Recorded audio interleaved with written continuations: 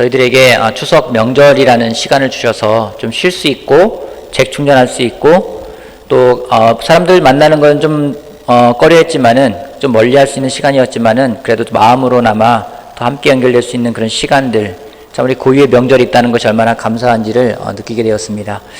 또한 이 명절에 서로를 만날 수 있고 서로 교제할 수 있다는 것이 또 얼마나 값진 시간인지를 이 코로나로 인해서 더 알아가는 시간이 되었습니다. 하나님, 이 시간 저희들이 다시 또 인터넷으로 모여서 하나님에게 예배를 드립니다. 기도드리는 것은 오늘 이 예배가 저희들이 있는 장소와 그런 공간은 다르지만은 저희들의 영으로 함께 모여서 드리는 예배가 되기를 바라고 원합니다. 영이신 하나님에게 영과 진리로 예배를 드림으로 하나님의 영광을 보고 하나님의 영광을 찬양하고 그 영광을 다시 돌려드릴 수 있는 그런 시간이 될 수 있도록 처음부터 끝까지 인도하여 주시기를 바라고 원합니다. 저희들 한 명 한 명의 마음속에 전해지는 말씀이 심기기를 바라고 모든 말씀을 예수님의 이름으로 기도했습니다. 아멘. 오늘은 요한복음 15장 말씀을 보도록 하겠습니다. 제가 요한복음 가운데서도 또 특별히 좋아하는 그 장이기도 한데요. 요한복음 15장 말씀을 보면서 같이 하나님이 주시는 음성을 듣도록 하겠습니다. 오늘 설교 말씀의 제목은 포도나무와 가지라는 제목으로 하나님 말씀을 나누도록 하겠습니다. 요한복음 15장 1절 말씀부터 같이 보도록 하겠습니다. 한 절 한 절 보면서 여러분과 저희가 같이 이 말씀이 예수님이 어떤 메시지 전해주시는지를 같이 배워보는 시간 갖도록 하겠습니다. 요한복음 15장 1절 말씀, 성경책 다 펴시고 아니면은 뭐 스마트 기기에 성경책 있으신 분들은 찾으시고, 그래서 같이 한 목소리로, 여러분들이 있는 장소는 다르겠지만은 그래도 한 목소리로 소리내어서 하나님 말씀을 같이 읽어보도록 하겠습니다. 요한복음 15장 1절 말씀만 읽겠습니다. 1절 말씀 같이 읽어보겠습니다. 시작. 나는 참 포도나무요 내 아버지는 농부이시다. 나는 참 포도나무요 내 아버지는 농부이시다. 예수님이 자신을 나타내는 표현을 요한복음에서는 7번 사용되어지고 있습니다. 나는 무엇이다. 나는 선한 목자이다. 나는 양의 문이다. 나는 길이요 진리요 생명이다. 나는 부활이며 생명이다. 그 예수님이 나는 무엇이다 라고 7번 요한복음에 표현되어지고 있습니다. 그 중에 오늘 나는 참 포도나무이고 아버지는 농부이시다 라는 부분은 그 7개의 표현 가운데 마지막 7번째 표현입니다.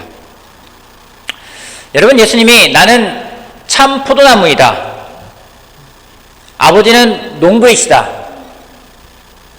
이 표현을 하시면서 주시는 메시지는 과연 무슨 메시지일까요? 왜 예수님은 참 포도나무이고 농부라는 표현을 쓰셨던 것일까?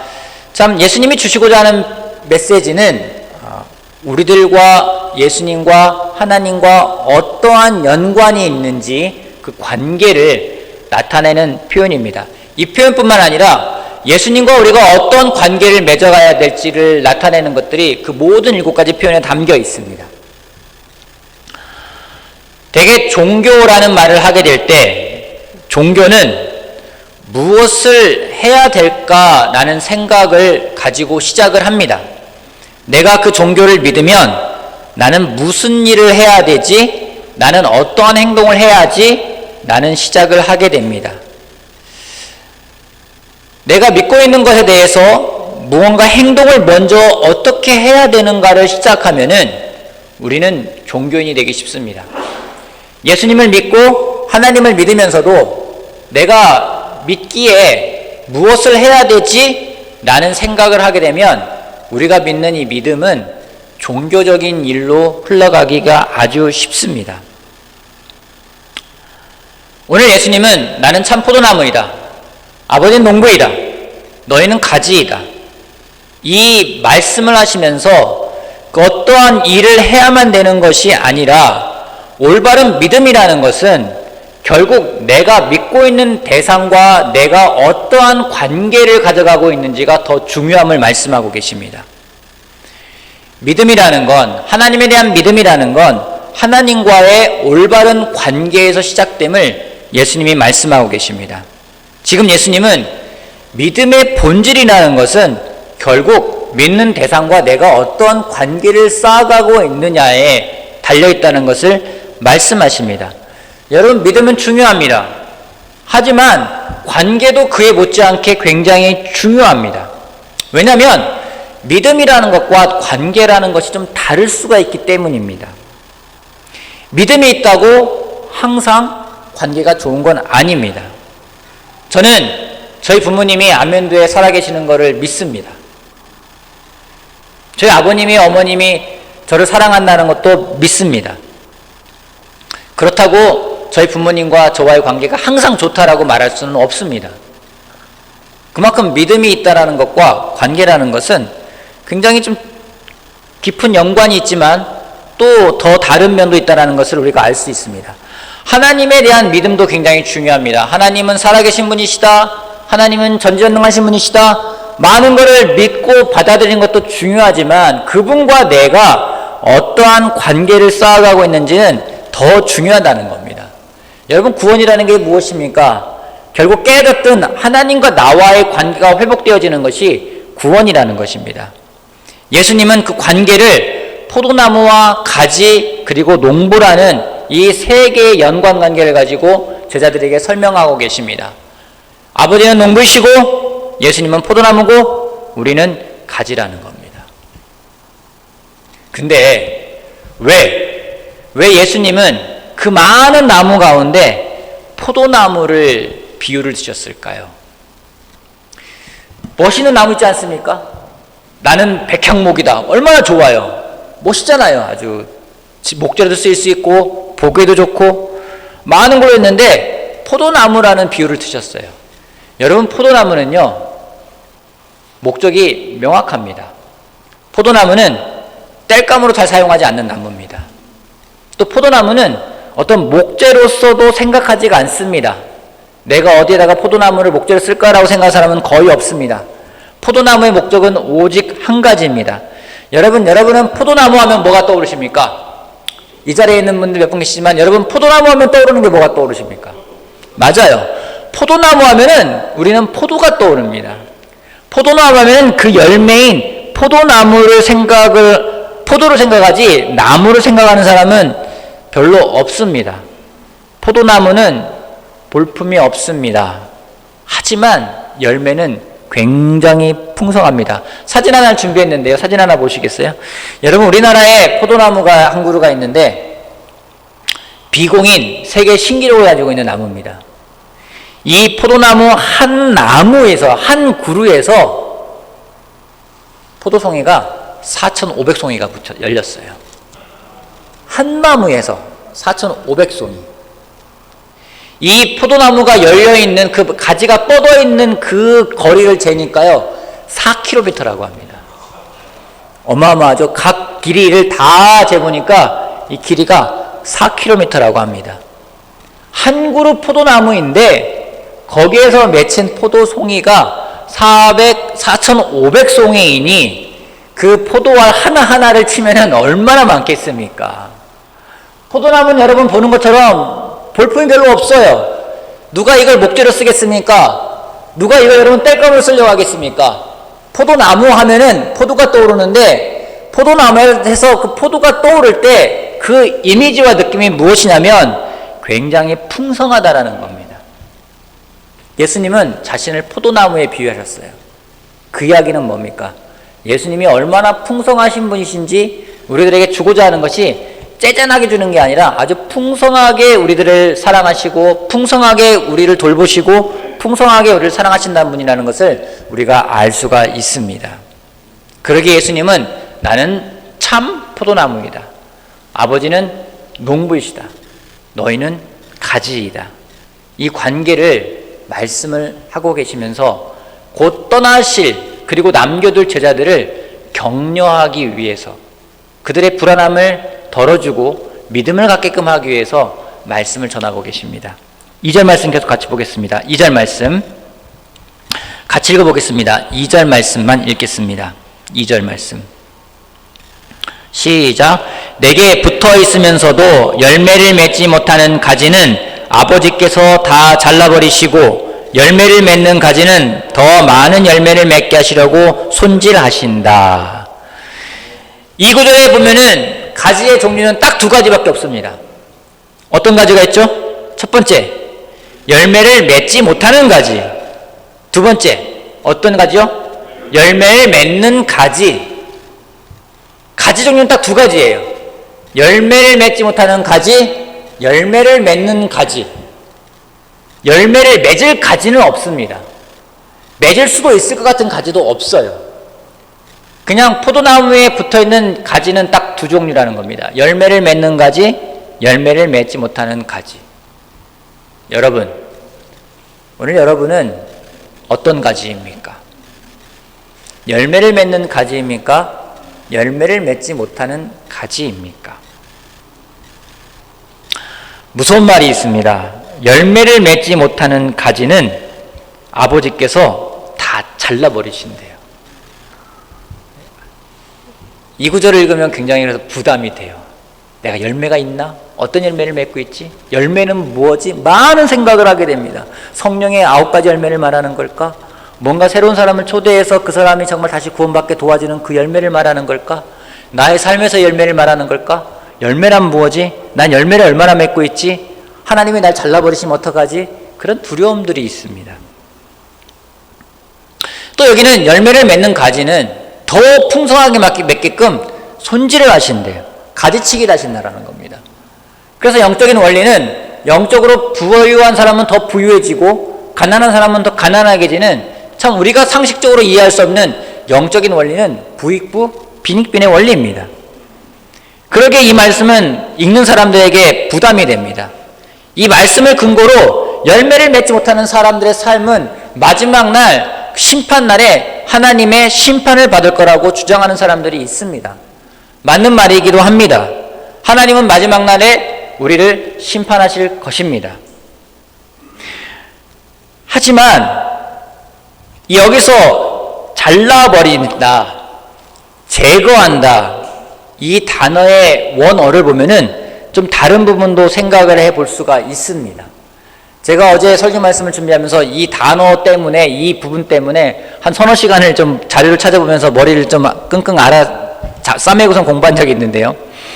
이 제거하다, 잘라버리신다, 잘라버린다의 그 원어는 아리오라는 헬라어입니다. 아리오라는 헬라어예요.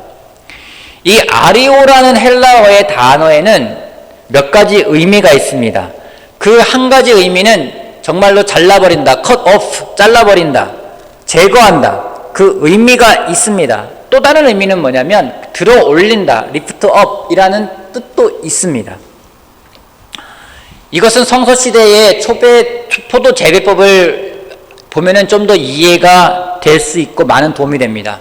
지금은 포도나무가 되게 이렇게 Y자 또는 이렇게 T자, 그래서 줄기를 타고 계속 뻗어갈 수 있게끔 T자나 Y자로 포도나무를 키우고 있습니다. 하지만 옛날에는 그렇게 키우지 않았습니다. 사람들이 점점점 포도 재배법이 발달하면서 나무를 Y자나 T자로 만들어갔지 예전의 포도나무는 그렇지가 않습니다. 포도나무의 가지의 습성이 있어요. 어떤 습성인지 땅을 기는 습성이 있어요. 포도나무를 그냥 내비두면 땅으로 기어갑니다. 자라게 됩니다. 그래서 비가 많이 내리게 되면 어떤 일이 벌어질까요? 포도나무의 가지가 썩습니다. 그러면 농부들은 어떻게 하는지 이런 돌을 가져다가 딱 놓고 포도나무 가지를 들어서 돌 위에 얹어 놓습니다. 포도나무 가지가 썩지 않고 열매를 맺을 수 있게끔 도와주는 겁니다. 이때에 돌 위에 포도나무 가지를 들어 올려서 놓는다라고 쓸 때 표현이 바로 아리오라는 단어를 쓰게 되는 겁니다. 여러분, 이런 부분에서 본다라면은 하나님이 우리가 얼마나 열매 맺기를 원하시고 또 열매 맺게끔 하기 위해서 돌보고 계시는 것을 느낄 수가 있습니다. 왜냐하면 이 가지는요, 뭐라고 했는지 내게 붙어 있으면서도 라는 표현을 쓰고 있어요. 예수님에게 떨어나간 것이 아니라 예수님에게 붙어 있으면서도 열매를 맺지 못하는 그 가지가 열매를 맺게끔 어떻게 하는지 잘라서 버리는 개념보다는 그들을 도와서 열매를 맺게끔 도와준다라는 거죠. 여러분, 요한복음 15장에 나오는 포도나무의 열매의 비유는 니네 못하면 잘라버릴 거야, 이 개념이 더 큰 게 아니라 열매를 맺는 게 얼마나 중요하고 너희가 열매 맺는 게 어떤 건지를 알고 열매를 풍성하게 맺는 사람이 되어서 하나님에게 영광을 돌리는 사람이 되기를 원한다라고 앞으로 곧 떠날 남겨둘 제자들을 위해서 예수님이 격려의 말씀을 주고 계시다라는 거죠. 여러분, 열매 맺고 싶습니까? 우리 가운데 열매 맺고 싶지 않은 사람은 아무도 없을 겁니다. 내 삶이 열매를 맺는 삶, 생산적인 삶, 그런 삶을 살고 싶은데, 하지만 우리가 가지인지라 우리들에게는 습성이라는 게 있어요. 죄성이라는 것도 있습니다. 땅으로 자꾸 기을 수밖에 없는 그런 습성이 있습니다. 썩을 수 있는 상황입니다. 그때 하나님이 들어서 가지를 돌 위에 놓아주신다는 겁니다.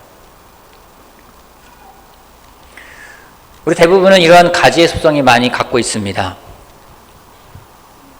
아마 열매를 맺는 가지보다는 열매를 맺지 못하는 가지가 더 많은지도 모르겠습니다. 삶에서 열매를 맺고 싶지만 번번이 넘어집니다. 나의 습성, 죄성 때문에 걸려 넘어집니다. 여러분, 감사한 것은 그때 하나님이 손길로써 우리를 개입하신다라는 거예요. 들어놓으십니다. 들어놓으심은 다른 말로 말하면 우리들에게 회개를 촉구하는 부분이기도 합니다. 들어놓았지만 계속해서 땅을 계속해서 찾아간다면요, 그 말씀 그대로 잘라버릴 수 있습니다. 제거해버릴 수 있습니다. 왜요? 다른 가지에게 좋은 양분을 공급하는 것을 빼앗아가기 때문에 그 가지는 잘라버릴 수 있습니다. 심판할 수 있다는 겁니다. 하지만 회개가 이루어진다면 열매가 있습니다. 제 삶을 돌아봅니다. 언제 내 삶 가운데 열매가 있었는가? 제 마음에서 성령님의 열매는 언제 맺었는가?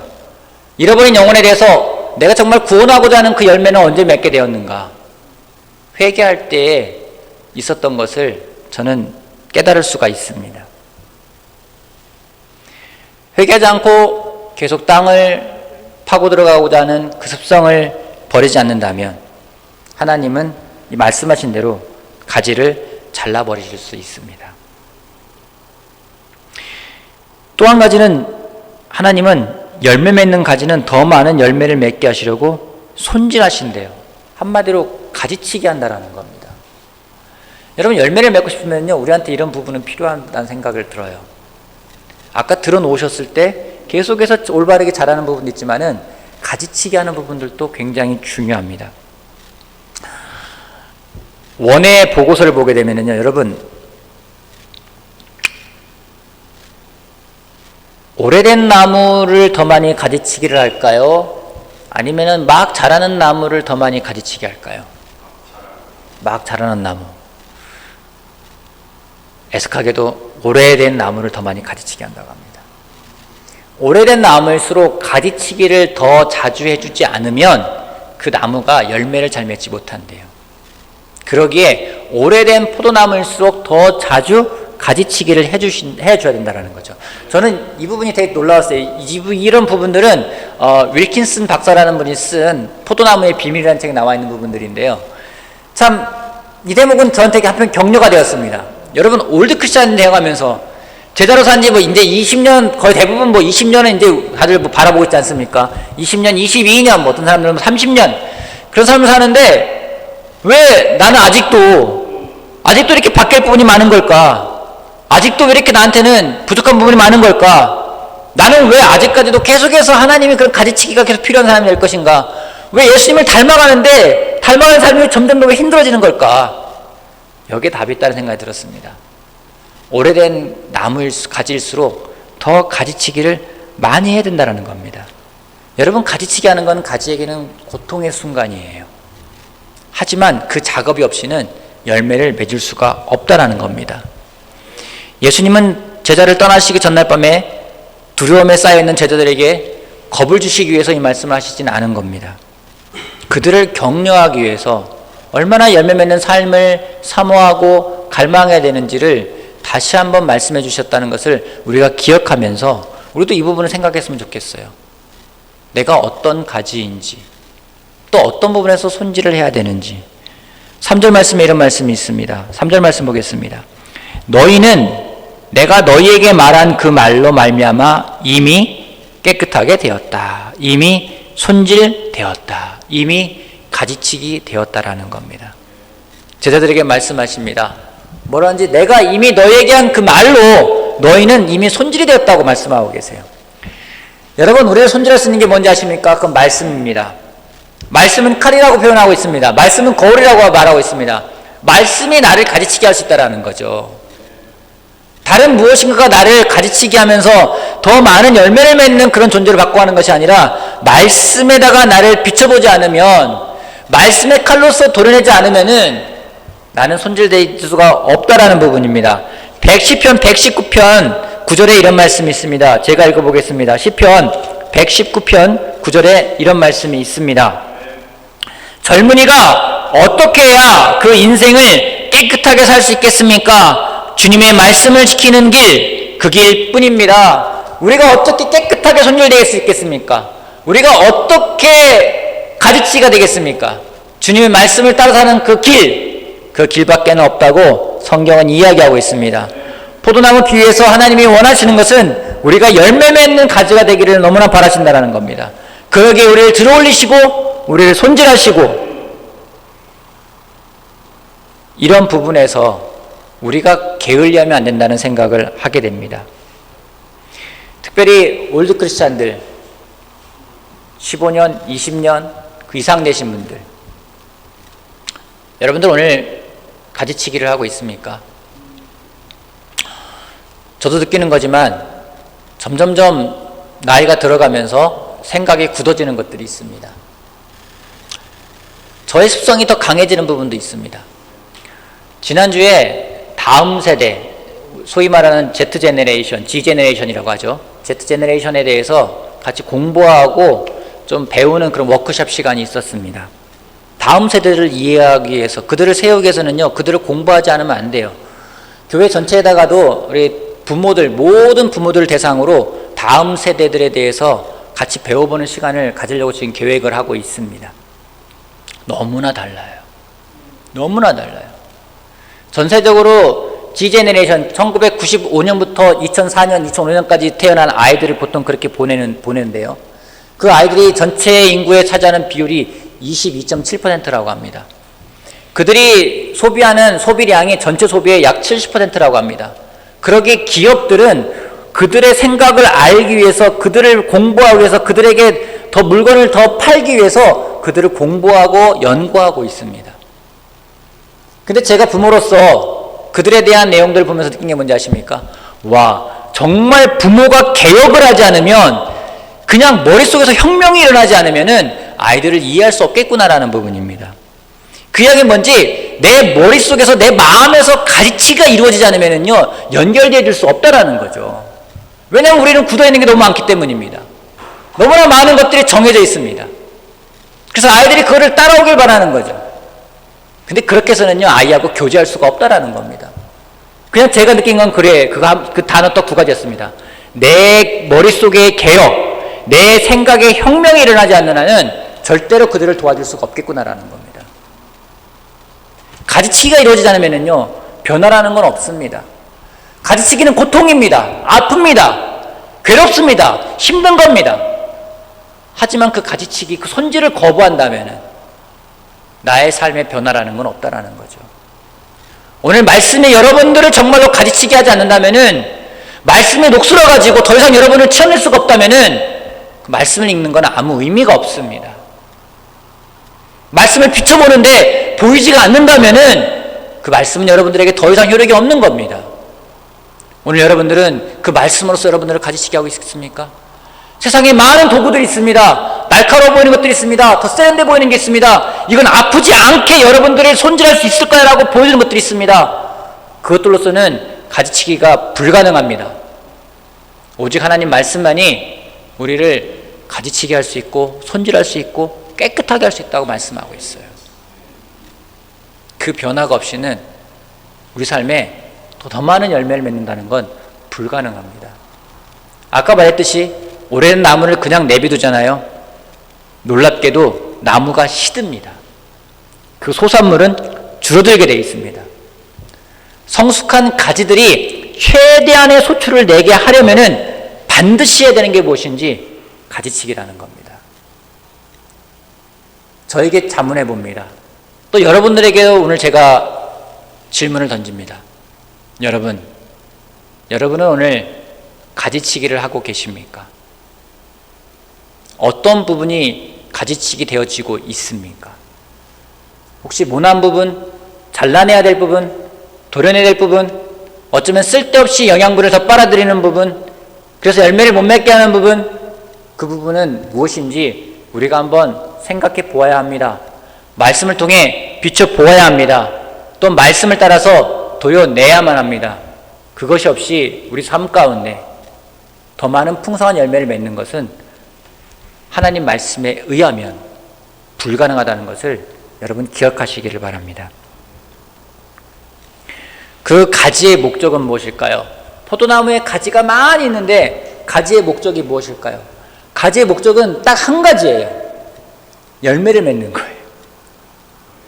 그 가지의 목적은 잎이 무성하게끔, 나 무성하지? 나 꽃 화려하지? 그것이 가지의 목적이 아니라는 겁니다.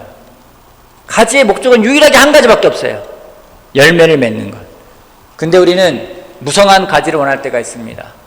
좀 폼나는 가지를 원할 때 있습니다.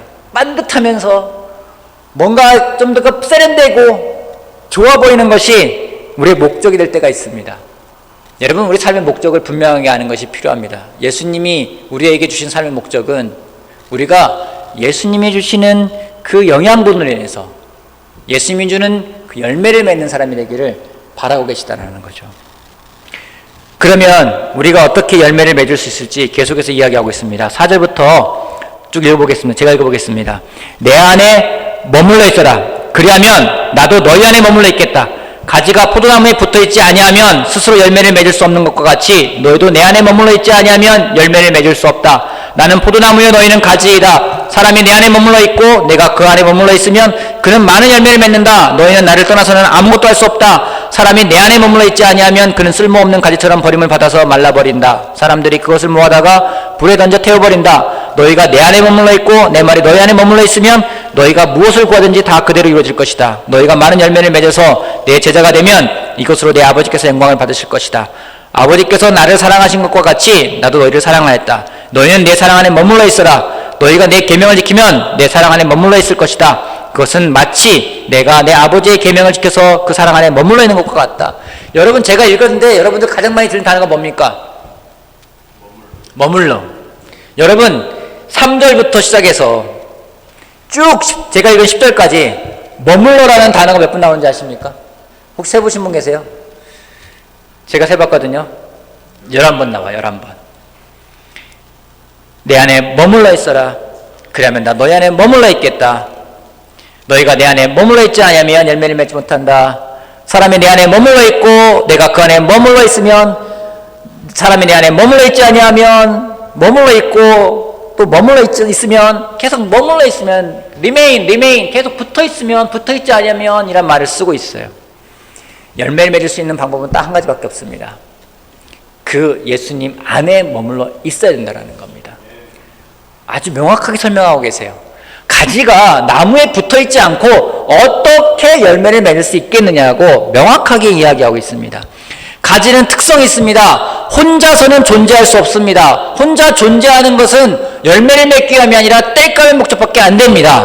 혼자 떨어져 있는 가지는 생명을 유지할 수가 없습니다. 나무에 붙어있지 아니면은 아무것도 할 수 없는 것이 가지라는 겁니다. 나무가 떨어지면 말라버립니다.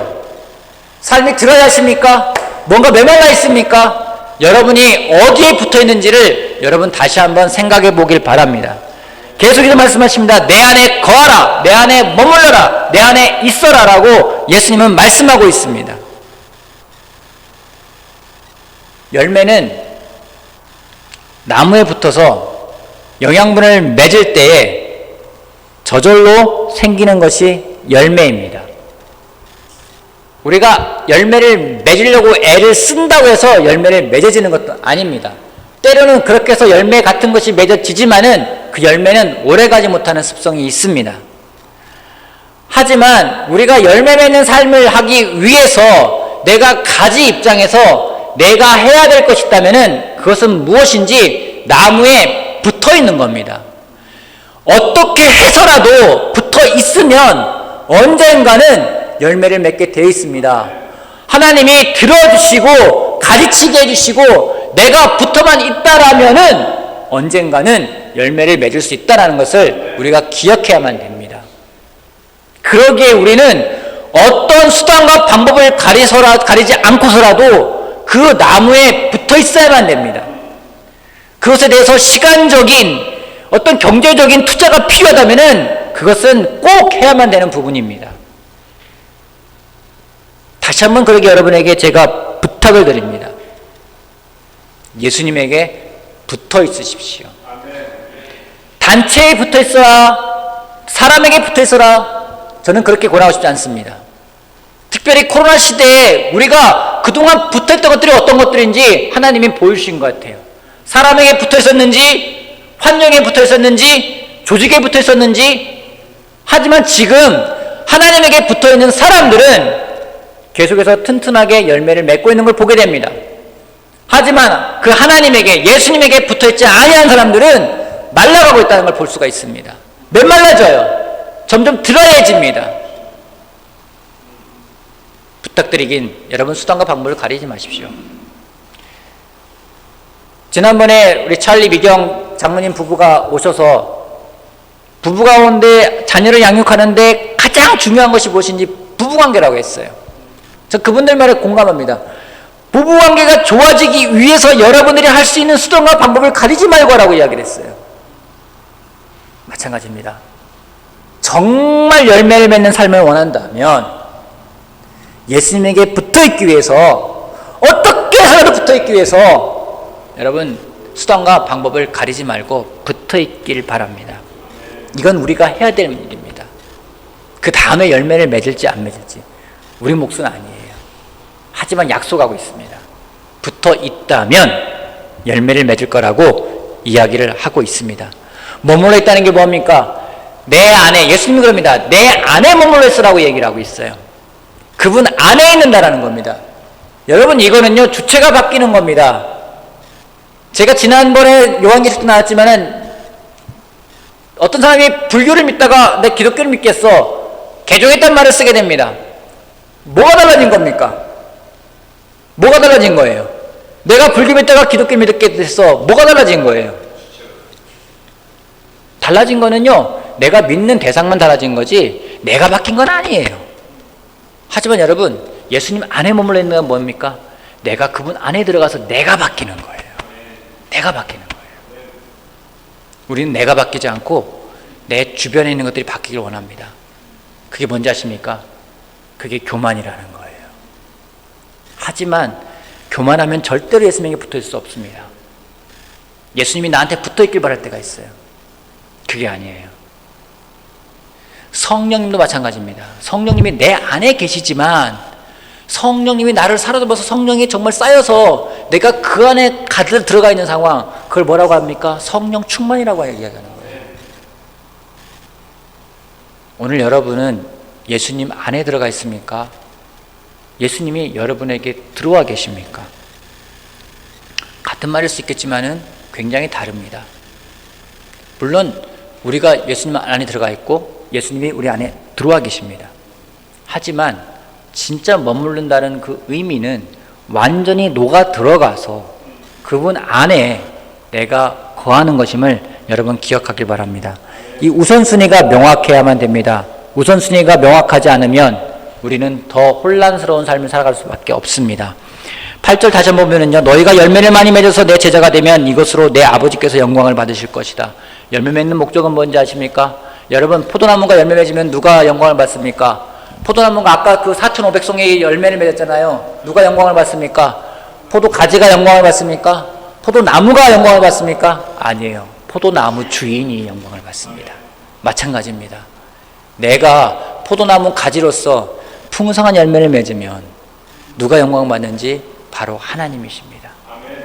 하나님에게 영광을 돌릴 수 있는 그런 삶을 살아가는 것이 우리들에게 가장 중요한 것임을 다시 한번 기억하길 바랍니다. 오늘 예수님은 나는 참 포도나무고 너희는 가지고 아버지는 농부라는 그 개념을 통해서 우리들과 하나님과 예수님과의 관계가 어떠한지를 예수님 말씀하고 계십니다. 또한 열매를 맺기 위해서 떼들은 잘라버리시고 손질하시고 들어 올리신다는 표현을 통해 가지고 우리가 얼마나 열매 맺는 삶을 살기를 원하는지를 알고 있습니다. 열매 맺기 위해서 우리가 예수님 안에 딱 붙어 있어야 된다는 거. 그냥 붙는 것도 아니에요. 그냥 딱 붙어 있어야 된다는 것을 여러분 기억하시길 바랍니다. 그때 열매를 맺어 하나님에게 영광을 돌리는 삶. 여러분 제자들이 이런 말 들으면서 어떤 생각 들었을까요? 예수님은 떠나갈 거고 마지막 메시지를 전해주고 계십니다. 격려가 되지 않았겠습니까? 정말로 풍성한 열매를 맺어서 하나님에게 영광을 돌릴 수 있다면 그것보다 더 값진 것이 무엇이 있겠습니까? 우리 모두 우리의 본분이 무엇인지를 기억하고 어떤 관계를 맺어가야 될지를 다시 한번 기억을 하고 그 예수님에게 붙어있음으로 인해서 풍성한 열매를 맺는 삶을 살아가는 여러분 한 분 한 분이 되길 바라면서 말씀을 마치겠습니다.